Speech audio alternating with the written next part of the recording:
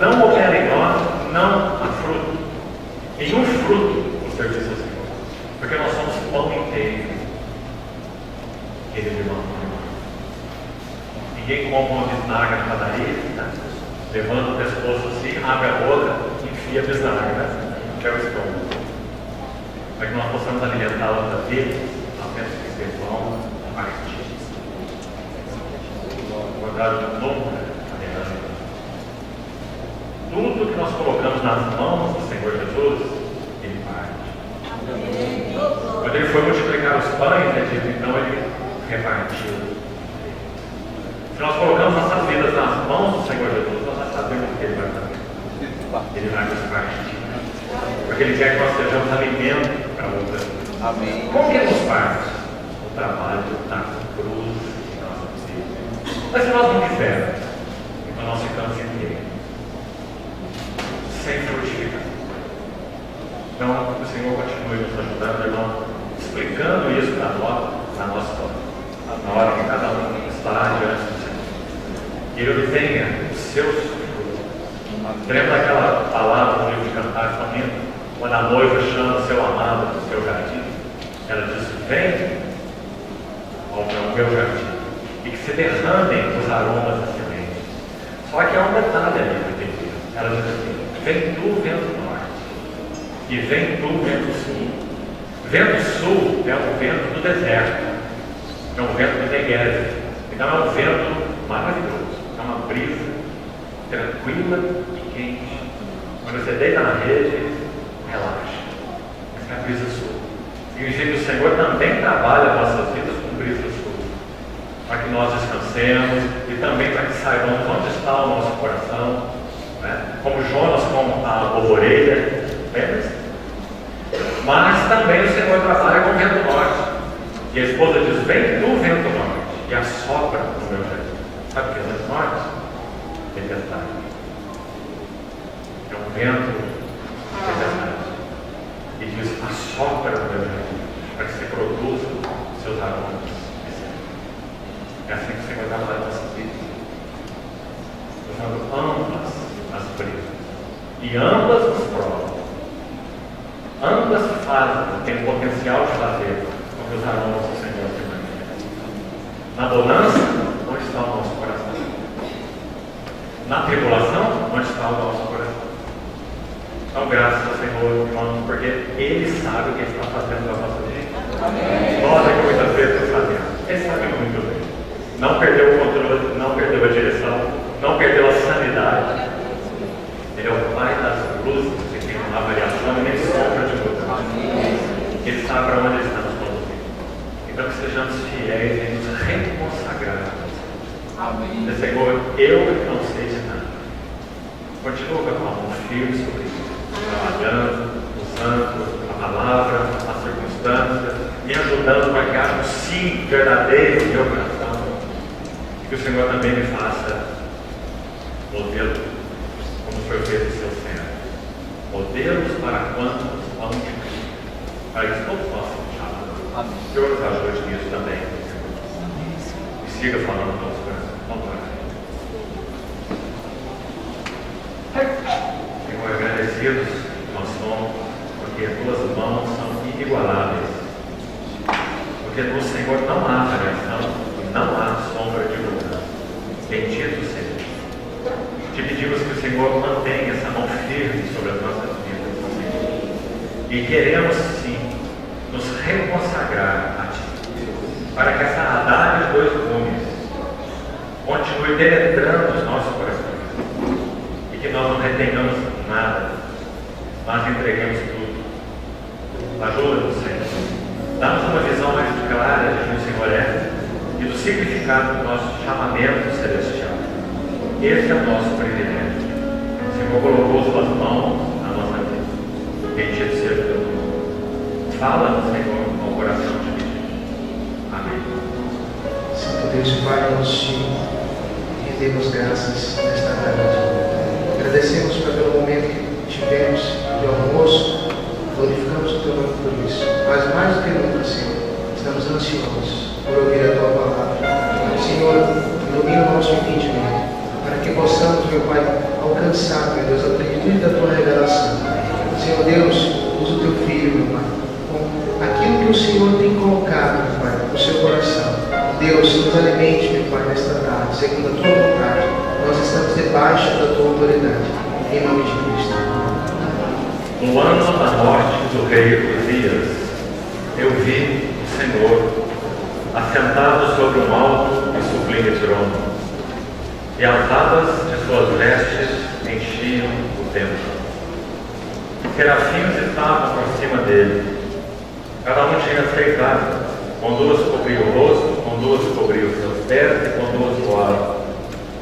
E clamavam uns para os outros, dizendo: Santo, Santo, Santo é o Senhor dos exércitos. Toda a terra está cheia da sua glória. As bases do limiar se moveram à voz do que clamava, e a casa se encheu de fumaça. Então disse eu: ai de mim, estou perdido, porque sou homem de lábios impuros, habito no meio de um povo de impuros lábios, e os meus olhos viram o Rei, o Senhor dos exércitos. Então um dos serafins voou para mim, trazendo na mão uma brasa viva que tirara do altar com uma tenaz. Com a brasa tocou a minha boca e disse: eis, e ela tocou os teus lábios, a tua iniquidade foi tirada e perdoado o teu pecado. Depois disso ouvi a voz do Senhor que dizia: a quem enviarei? E quem há de ir por nós? Disse eu: eis-me aqui, envia-me a mim. João capítulo 12. Embora tivesse feito tantos sinais na sua presença, não creram nele, para se cumprir a palavra do profeta Isaías, que diz: Senhor, quem creu em nossa pregação e a quem foi revelado o braço do Senhor? Por isso não podiam crer, porque Isaías disse ainda: cegou-lhes os olhos e endureceu-lhes o coração, para que não vejam com os olhos, nem entendam com o coração, e se convertam e sejam por mim curados. Lembrando que esse verso 40 é uma citação de Isaías, capítulo 6, verso 10, quando Isaías teve a visão da glória do Senhor. Isso disse Isaías porque viu a sua glória e falou a respeito dele. Até o verso 41. Irmãos, nós temos 2 passos até aqui. Primeiro, falamos um pouco sobre visão espiritual, visão celestial, e a indispensabilidade dessa visão para reger nossas vidas com o Senhor, nossa relação com o Senhor.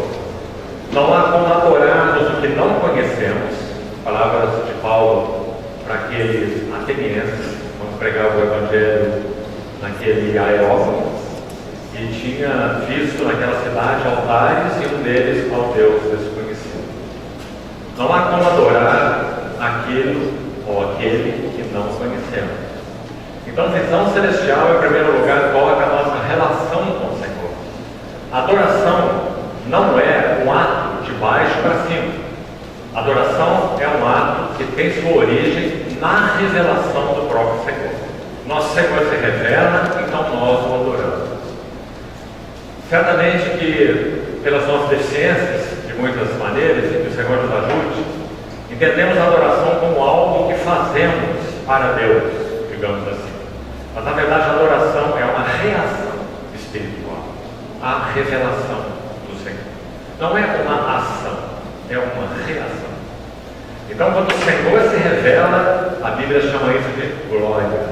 Glória é quando Deus se manifesta. E quando Deus se manifesta, a reação do homem que o vê é adoração.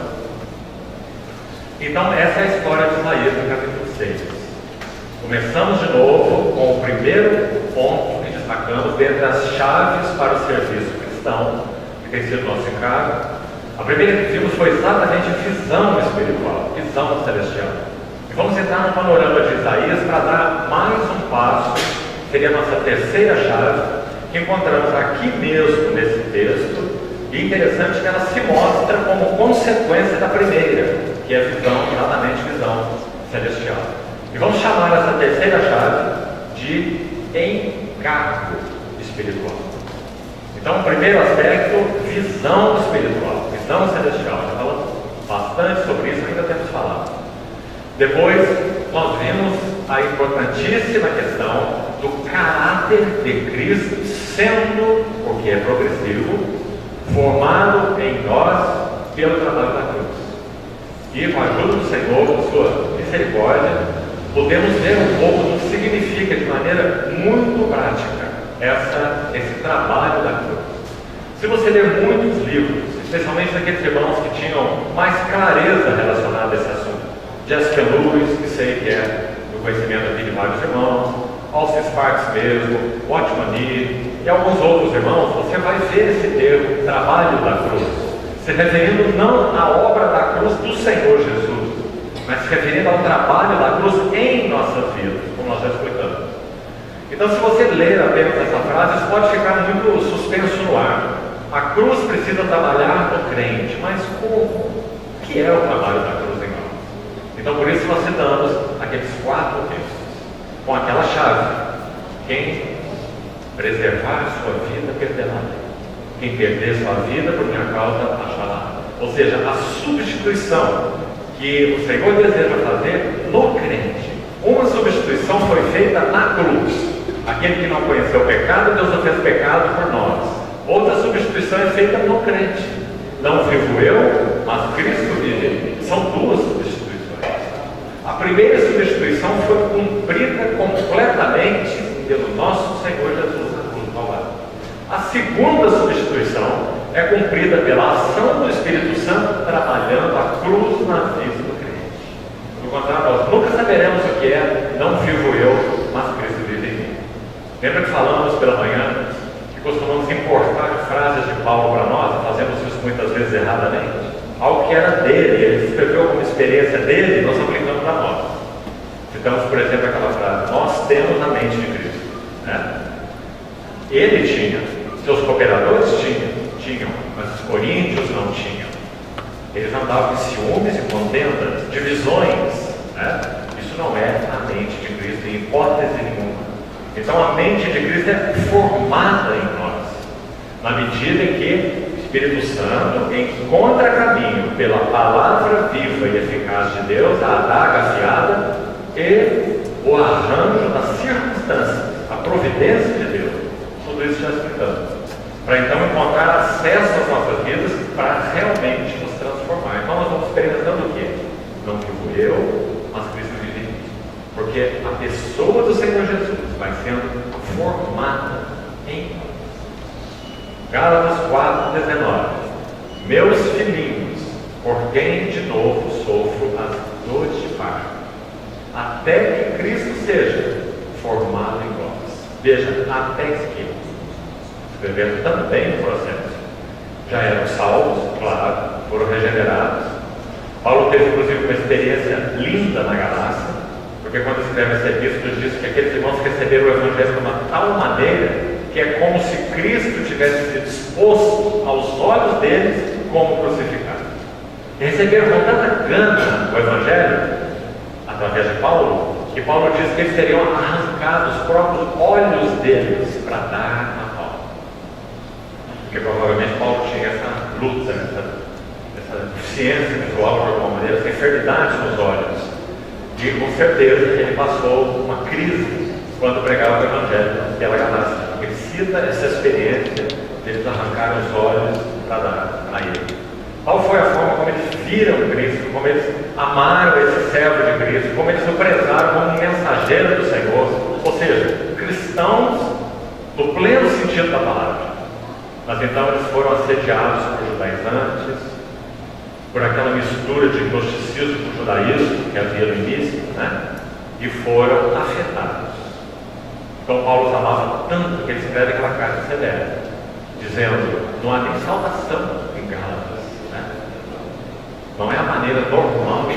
Paulo sempre faz uma salvação, os Gálatas não. O encargo espiritual de Paulo pela Galácia é tão grande que ele já inicia sua carta de uma maneira solene, advertindo, chamando a atenção e dizendo: ainda que desça um anjo do céu e vos pregue um evangelho que vá além do que eu vos tenho anunciado, que ele seja anátema, reprovado, como se dissesse, anjos não entendem nada de evangelho, o evangelho é só confiado ao homem. E eu prego um evangelho que não recebi de homem nenhum, mas uma revelação direta do Senhor Jesus. Então ele sofre de novo por esses filhos. Ele diz que eles começaram bem, começaram no Espírito, são palavras dele lá, mas estão se aperfeiçoando na carne. Será que eles estão vivendo uma vida pecaminosa, horrível, imoral? Era isso? Os Gálatas se aperfeiçoarem na carne? Definitivamente não. Eles estavam voltando, de alguma maneira, sendo incitados a colocar de novo a sua confiança na carne. Em que sentido? Vocês já receberam o Senhor Jesus, muito bem. Agora, se vocês querem ser perfeitos, vocês precisam ser circuncidados. Vocês já receberam a Cristo, ótimo. Mas lembre-se, as boas novas, os sábados, os regulamentos cerimoniais. Vocês nunca vão conseguir avançar se não praticar essas coisas determinadas por Moisés.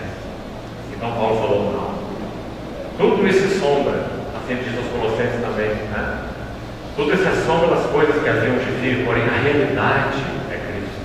Então, meus filhinhos, por quem sofro de novo dores de parto, até ser Cristo, alguns manuscritos antigos acrescentam a palavra plenamente.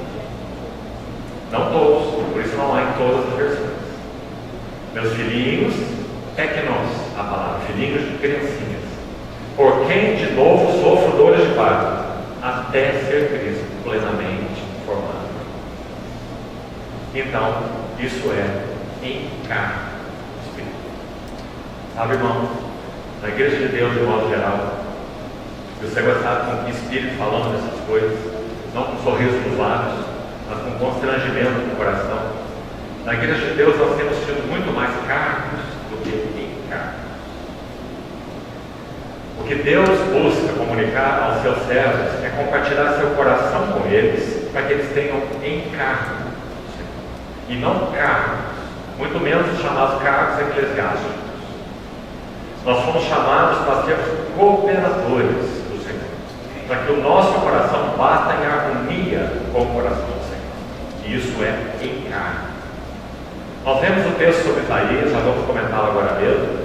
Estamos citando esses textos de Paulo, e talvez mais para o fim seria bom também lermos alguns deles que mostram a carga espiritual que Paulo tinha. Sabe, irmão?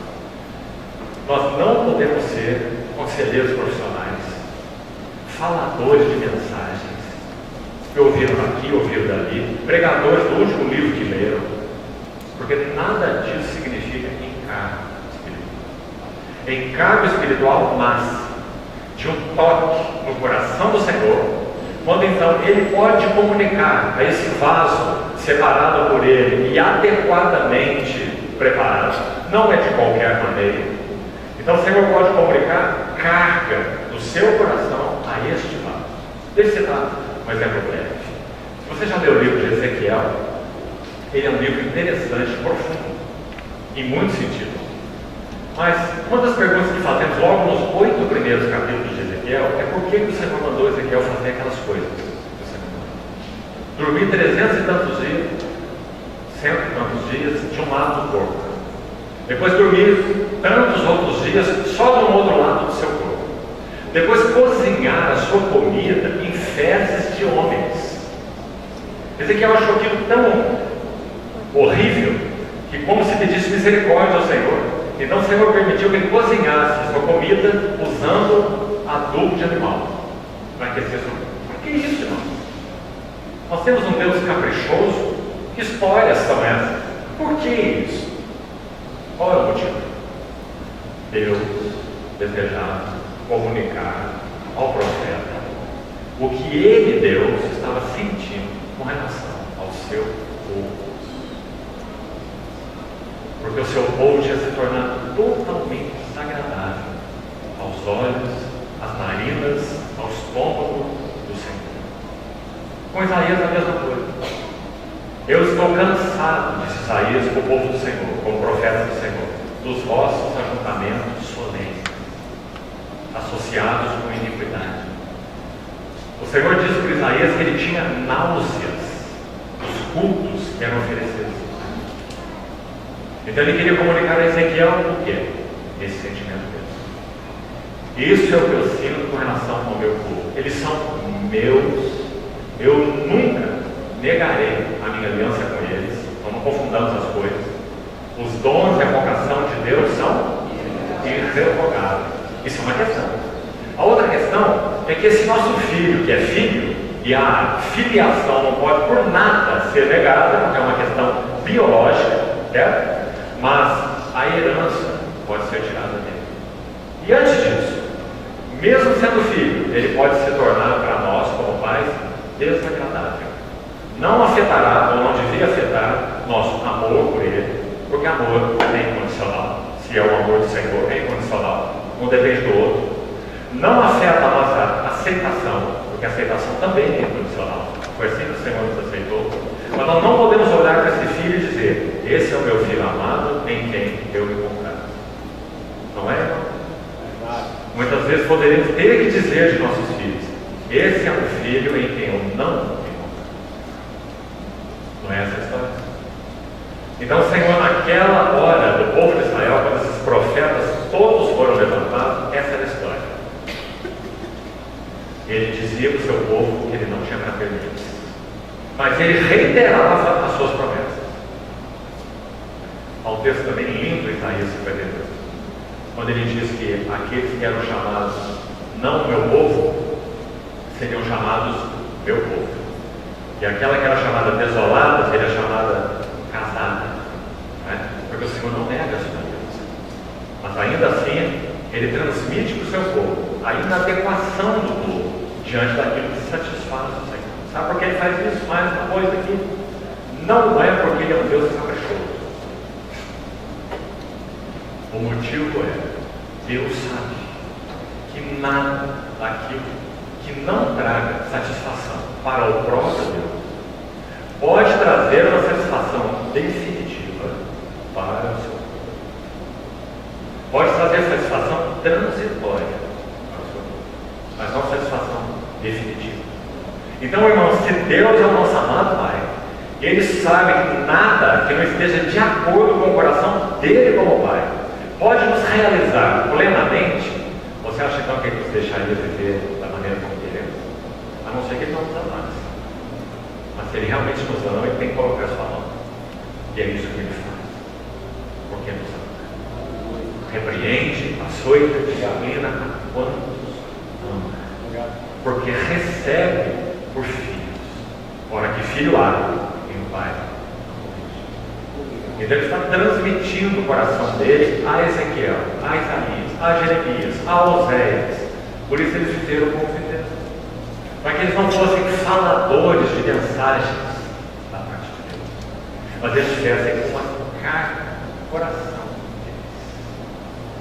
E acho que com isso nós já sabemos identificar o que é um profeta. Não é alguém que fala mensagem, não é alguém que frequentou bancos seminários por si e em si mesmo, mas é alguém que tem recebido carne do coração. E esse foi Isaías, foram todos os profetas, e foi Paulo. Então, voltemos ao texto de Isaías. João já nos disse aí, você acompanhou João capítulo 12, João já nos disse, citando, olhe com atenção o capítulo 12 de João, se você ainda não tem aberto aí. João citou dois textos de Isaías. Você já reparou na leitura? Cuidado. Quais são? Onde eles estão? O primeiro é: Senhor, quem creu em nossa pregação, e a quem foi revelado o braço do Senhor. Isso é Isaías quando? 53. Depois ele diz: endureceu o seu coração, cegou os seus olhos, fechou os seus ouvidos para que ouçam, não entendam e sejam porventurados. Isso é Isaías quando? 6, versículo 10. Vamos já ver. Por que João cita essas duas referências? Ele vai explicar. Olha a explicação. João 12, 41.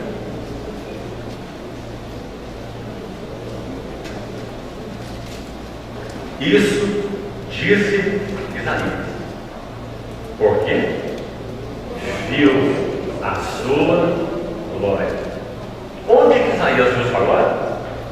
Isaías capítulo 6. No ano da morte do rei Uzias, viu o Senhor. Santo, santo é o Senhor, toda a terra está cheia da sua glória.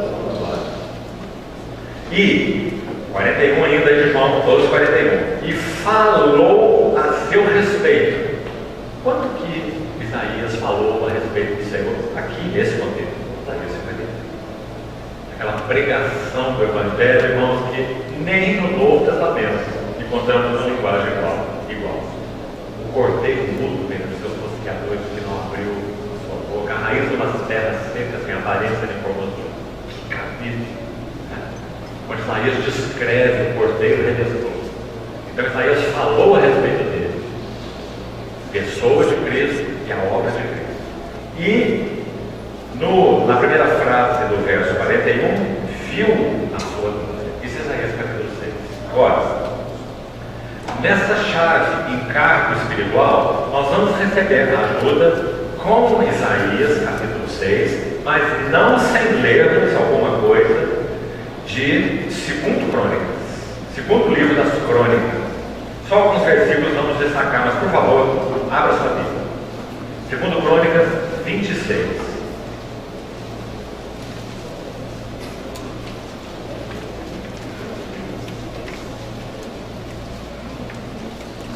Se no ano da morte do rei Uzias, Isaías viu o Senhor, vamos ver muito rapidamente que rei foi esse. Uzias foi um bom rei em Israel. Ele reinou 52 anos, subiu ao trono com 16 anos de idade e reinou durante 52 anos. Um detalhe importante para a nossa ajuda: Isaías era um jovem e Uzias já era um ancião. Um rei muito ajudado pelo Senhor. Chega a dizer o texto, verso 3, ele tinha então 16 anos, quando começou a reinar, reinou 52, conforme falamos, fez o que era reto perante o Senhor, versículo 4. Vá acompanhando, verso 5, propôs-se a buscar a Deus. Olha o final do verso 5, 2 Crônicas 26, 5. Deus o fez prosperar. Olha o verso 7. Deus o ajudou. Olha o verso 8. Do meio para o fim. O seu renome se espalhou até a entrada do Egito, porque se tinha tornado em extremo forte. Verso 10 fala um pouco das suas realizações externas, né? Porque ele edificou torres, cisternas cavou, tinha muito gado. Verso 11. Tinha um exército de homens destros nas armas que saíam à guerra em tropas. Verso 13.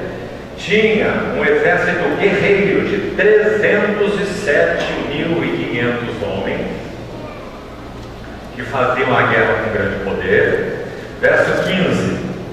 Parte final. Divulgou-se a sua fama até muito longe, porque foi maravilhosamente ajudado até que se tornou forte.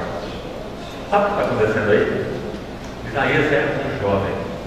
Ele está vendo que no trono de Israel, e olha que esse assunto do trono de Israel é importantíssimo, é uma representação da teocracia, o governo de Deus sobre o seu povo. No trono de Israel estava ninguém menos que o grande e poderoso Uzias. Então podemos imaginar esse jovem Isaías olhando para esse seu ícone espiritual, o grande Uzias, abençoado por Deus, muito ajudado, próspero, poderoso. E então, verso 16 inicia com a palavra mas. E o mas é que, havendo já fortificado o seu coração, ou havendo-se já fortificado, exaltou-se o seu coração. O que Provérbios vai nos dizer? A soberba precede a ruína, e a altivez de espírito a queda. Está aí a história de Uzias, mais um para provar para nós que os princípios de Deus não mudam, né? Então Uzias exaltou seu coração entrou no templo com um incensário na mão e estava pronto para queimar incenso. Chegou o sacerdote Azarias, verso 17, com 80 sacerdotes do Senhor, homens da maior firmeza, repreenderam Uzias, que deve ter olhado para isso de cima para baixo, assim, como dizendo: quem são vocês? Eu sou o poderoso rei Uzias. E então ele resistiu ao sacerdote. E no verso 19 diz: Uzias se indignou, está vendo? Contra o sacerdote. E ele então iria assumir uma tarefa que era proibida por Deus pelos reis, para os reis. Queimar incenso não, está absolutamente proibido. Essa é uma tarefa dos sacerdotes. Então ele se indignou contra eles, tinha um incensário na mão para queimar incenso, indignando-se ele, pois, contra os sacerdotes, a lepra lhe saiu na testa perante os sacerdotes na casa do Senhor junto ao altar. Lepra na Bíblia não significa apenas, não aponta na tipologia apenas para pecado. Observe esse detalhe aí. Lepra aponta para a rebelião do pecado. Quando Miriam se rebelou contra Moisés, Miriam ficou leprosa. Então a lepra é uma figura particularmente da rebelião contra aquilo que é de Deus. Então Uzias se rebela e fica leproso, e a lepra lhe sai na testa. Resultado: até a sua morte, ele permaneceu leproso. Deixou seu trono e foi morar numa casa apartada. E o seu filho Jotão reinou em seu lugar. Bom, o ícone, podemos assim dizer, de Isaías foi tocado. O tempo de congruência entre o reinado de Uzias, mais um detalhe histórico que interessante, e a vida de Isaías e o ministério de Isaías é de 25 anos. Então, durante 25 anos da profecia de Isaías, coincidem com o reinado do rei Uzias. Isaías era um jovem e Uzias era um ancião. Quando Isaías vê esse seu ícone, chamemos assim, tocado, esse homem tão grande, tão abençoado pelo Senhor, não há outro caminho para o jovem Isaías. Inclusive alguns estudiosos dizem que Isaías tinha em torno de 25 anos de idade. Então Isaías entra como que num parafuso espiritual, numa depressão. Esse grande homem, ajudado pelo Senhor maravilhosamente, leproso e afastado do trono. Então, até o capítulo 5 de Isaías, ele está profetizando antes desse período. E está dizendo um ai para muita gente, porque havia muita coisa errada naquele povo. Um ai para os ricos, um ai para os soberbos mesmo, um ai para os que exploram a terra. E você vai ver no capítulo 5 vários ais. Então ele entra no capítulo 6. No ano da morte do rei Uzias. Quando Isaías está nessa convulsão espiritual. Irmãos, Isaías não é rei. E se agora morre o rei, para onde vai o povo para o qual ele profetizava? O povo pelo qual ele tinha encargo.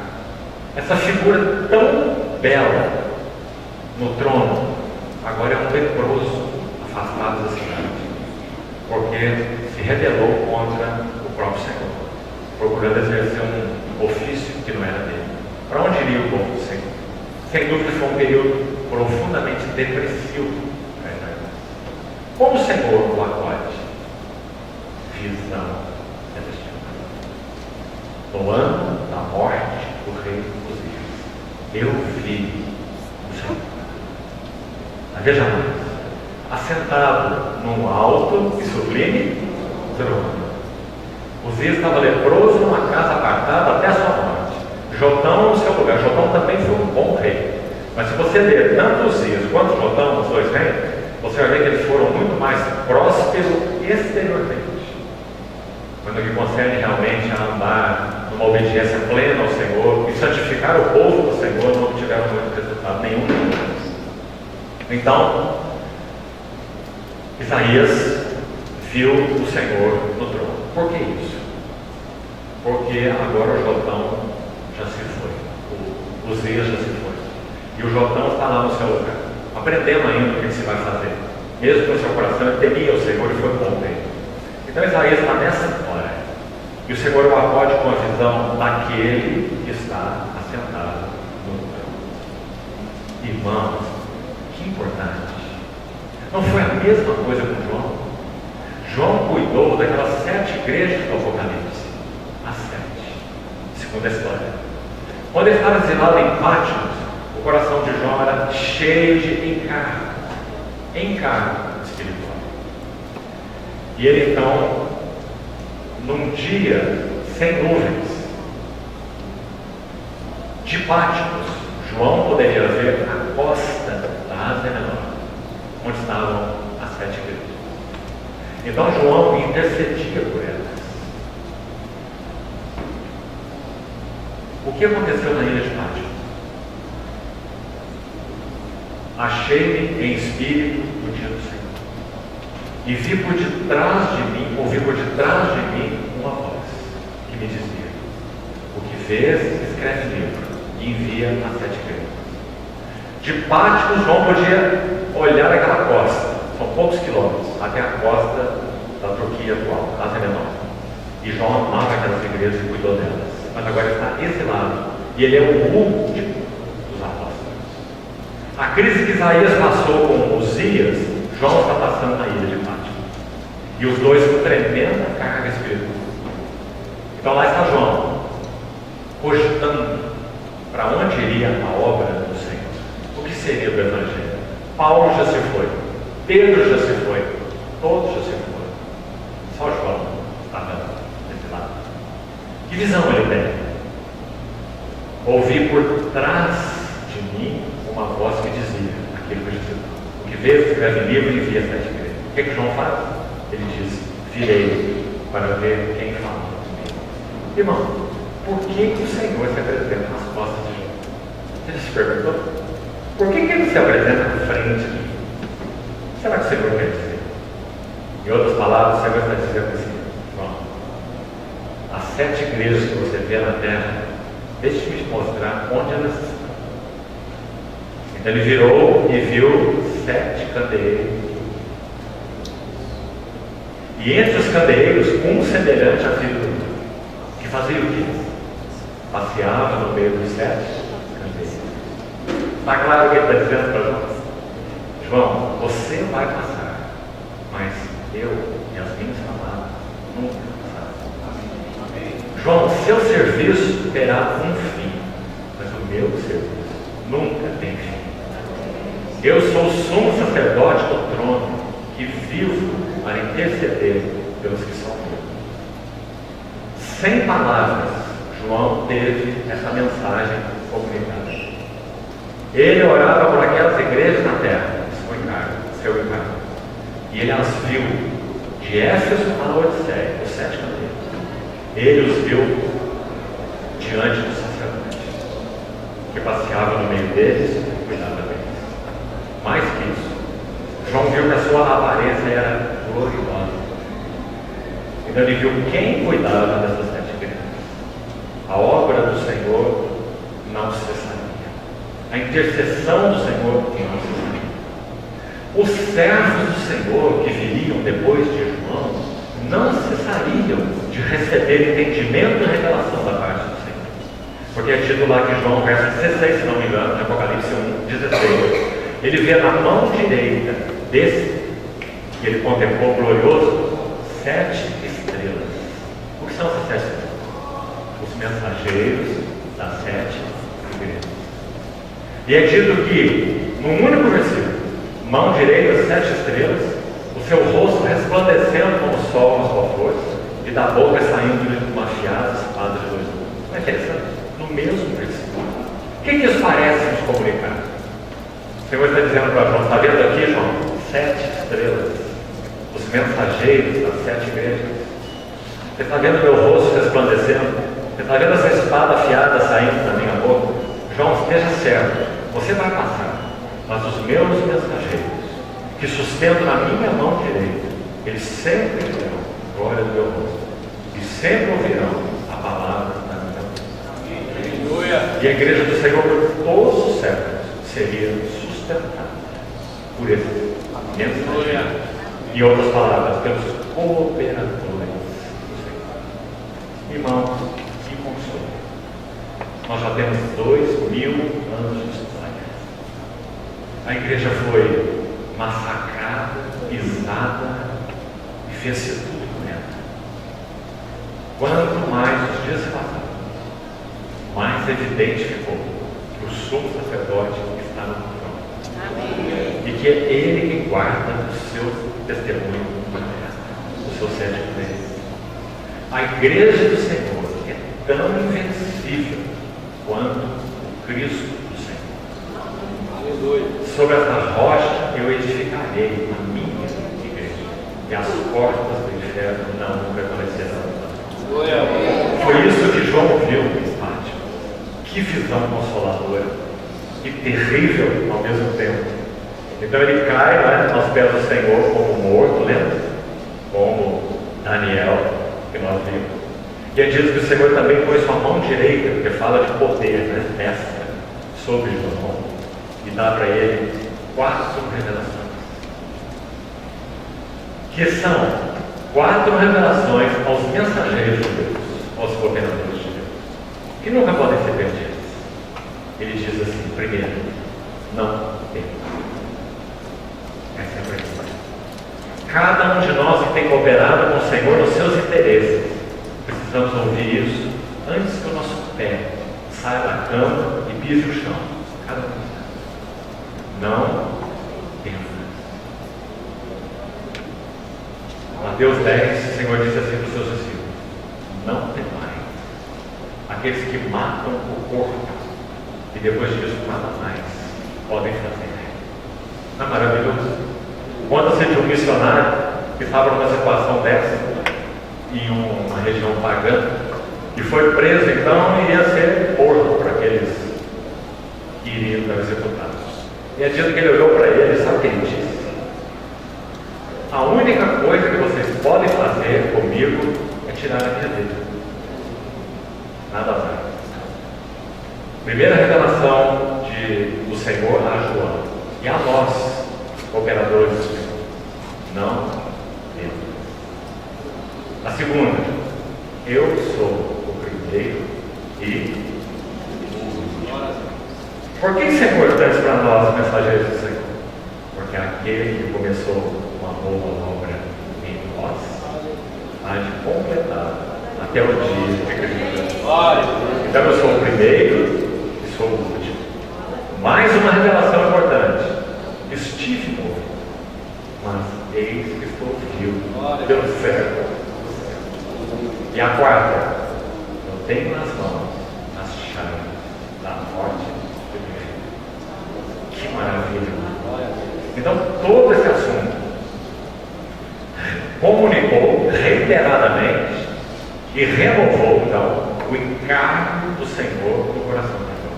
Nós sabemos que dali João partiu do Senhor, segundo a história. Ele deixa a ilha de Patmos e volta a servir ao Senhor, até muito velhinho. Talvez tenha partido do Senhor em Éfeso. Então essa foi a história do encargo de João. Com Isaías, com todos os profetas, a mesma coisa.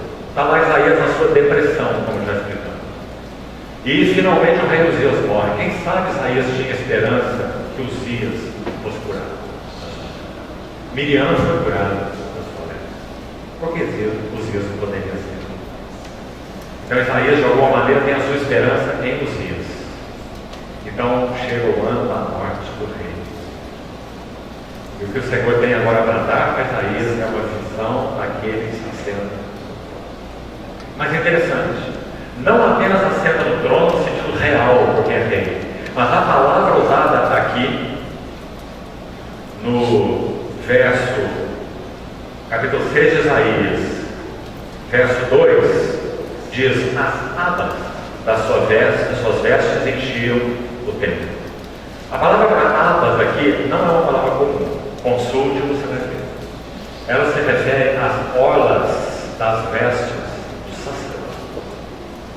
Então você está vendo o que Isaías viu? Isaías viu um rei no trono, mas que também é um sacerdote. E as abas das vestes desse sacerdote enchiam o significa? Uzias, podemos dizer, profanou o templo, buscando queimar incenso, né? Foi reprovado pelo Senhor. Uma situação crítica. Mas o que Isaías vê? O rei no trono e as atas desse, que também é sacerdote, rei e sacerdote, elas enchem o templo, a casa do Senhor. O que está sendo garantido para Isaías? Que o Senhor continua no trono e que o seu templo continuará sendo cuidado por ele. E a sua glória seguirá, a glória da sua aliança seguirá com o seu povo. Então isso não é apenas um detalhe da visão de Isaías, é um detalhe muito importante. As atas da sua veste enchiam, porque por que ele viu dessa maneira? Nunca perca os detalhes das escrituras, irmão. Para consolá-lo, talvez bastasse ver o rei no trono, mas ele precisava ver realmente mais. Ele precisava ver que a casa de Deus é o lugar da glória de Deus, e Deus não iria virar o seu rosto para a sua casa, por causa da sua aliança firme. Então as abas das suas vestes enchiam o templo. O que mais ele viu? Serafins voavam ao redor dele.